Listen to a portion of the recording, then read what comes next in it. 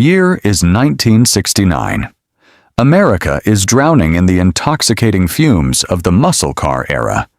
The smell of high-octane gasoline lingers on every street corner, and the fiercest battle in the automotive industry is raging. The pony car wars. It was a total bloodbath. Ford unleashed Mustangs equipped with everything from a 302 small block to the gargantuan Boss 400-29. Dodge was right there with them, bringing the Challenger to the fight with the mighty 426 Hemi.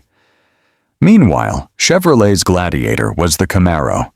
Beautiful and beloved, yes, but the most powerful factory-installed engine available at the time, maxed out at 396 cubic inches. For absolute speed junkies, that just wasn't enough. But, hidden deep in the shadows of 1969, Chevrolet secretly unleashed a machine, a true phantom.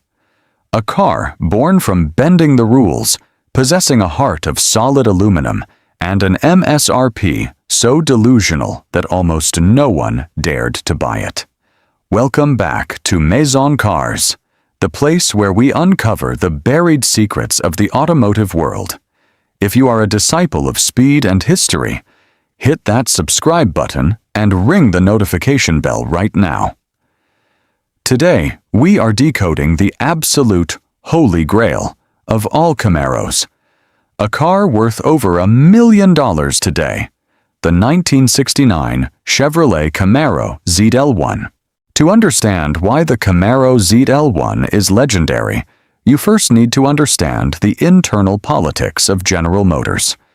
In the 1960s, GM enforced a strict corporate edict. No midsize or compact car, like the Camaro or Chevelle, was allowed to have an engine larger than 400 cubic inches. The ultimate 427 big block V8 was considered royal privilege, strictly reserved for the brand's most expensive flagship sports car, the Corvette. GM simply didn't want the Camaro stealing the Corvette's thunder and cannibalizing its sales. But rules are meant to be broken. Independent dealerships and notorious tuning shops like Yenko Chevrolet and Baldwin Motion took matters into their own hands. They ordered standard Camaros, ripped out the stock engines, and shoved massive 427 big blocks, sometimes even Corvette L88 spec motors, straight into the engine bays. Customers craved that raw power. These dealer-tuned 427 Camaros were selling like hotcakes. It was then that Chevrolet executives realized they were losing a mountain of cash to the aftermarket guys. They needed a way to drop a 427 into the Camaro straight from the factory, but without triggering the wrath of GM's upper management. And so, the secret menu was born. Welcome to the COPO system, which stands for Central Office Production Order. Normally, COPO was a boring administrative loophole used by taxi companies or police departments to bulk order fleet vehicles with special requirements, like taxicab paint, heavy-duty police suspension, or basic steel wheels. It was absolutely not meant for building race cars, but Vince Piggins, Chevrolet's manager of high performance, used this exact loophole to bend the rules. He used the COPO system to secretly approve 427 engine installations without ever putting the car in mainstream brochures. If you walked into a Chevy dealership and flipped through a catalog, you would never find these cars. You had to know the secret code to order one. There were two infamous COPO codes in 1969. The first was COPO 9561. Checking this box got you a Camaro with a massive iron block L 72 400-27, making around 425 horsepower. But the second code was what brought the muscle car world to its knees. COPO 9560. When you checked that box, what you received was the monster known as the ZL1. The distinction that elevated the ZL1 to Holy Grail status lies entirely in its engine. The ZL1 427 cubic inch V8 was originally developed exclusively for the prestigious Can-Am racing series. The craziest part? The entire engine block and cylinder heads were cast out of solid aluminum. Thanks to this highly expensive exotic material, the massive ZL1 big block weighed exactly the same as a standard 327 small block, shedding roughly 150 pounds off the nose of the car. Less weight meant the car could actually handle corners, but its sheer power was what crushed the competition. Inside that aluminum block sat a solid lifter cam with a lift so aggressive it made the fearsome Corvette L88 look tame. On paper, Chevrolet modestly, or rather deceitfully, rated the ZL1 at 430 horsepower. But when strapped to a dyno, this beast breathed fire, producing actual figures somewhere between 500 and 550 horsepower. Acceleration? If you kept the factory radial tires on, it ran a 13.1 second quarter mile simply because the tires would spin endlessly, hunting for grip.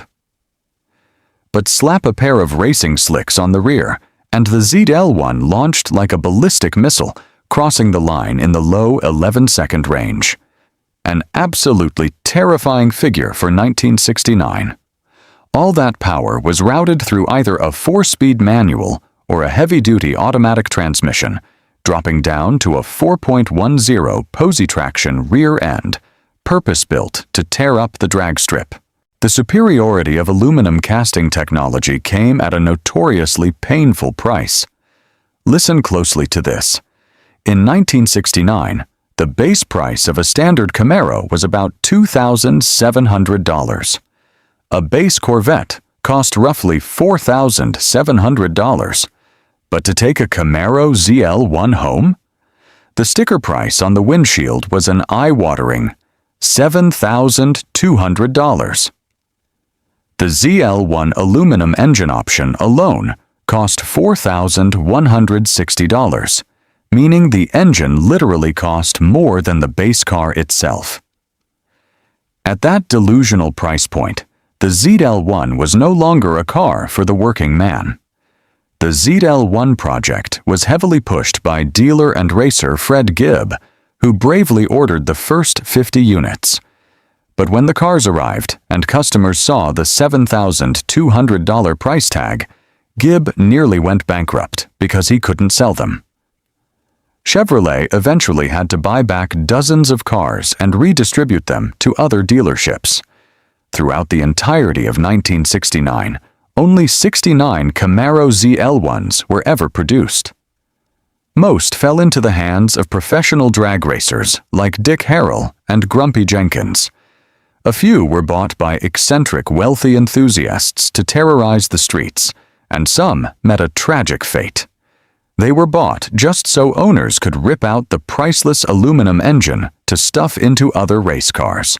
Today, your chances of seeing an original 1969 ZL1 driving on the street are lower than winning the lottery. It is the absolute holy grail of American car collecting. At recent high-end auctions, fully documented, numbers-matching ZL1s consistently hammer down for anywhere between $1 million and $1.1 million. If those original buyers in 1969 had a crystal ball and locked their $7,200 cars in a barn, they would be sitting on one of the greatest automotive investments in history. The legend of the ZL.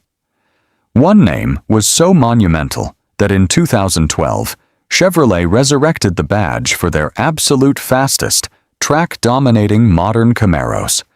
And that is the story of speed, loopholes, and the aluminum heart that forged an immortal Detroit icon. What do you think of the 1969 Camaro ZL1? If you had a time machine, would you drop $7,200 to buy one? Let us know in the comments below. If you love the fiery history behind legendary time machines, don't forget to hit like and share this video. Subscribe to Maison Cars and ring the notification bell so you never miss our next epic automotive documentary. Thanks for riding with us. We'll see you at the finish line.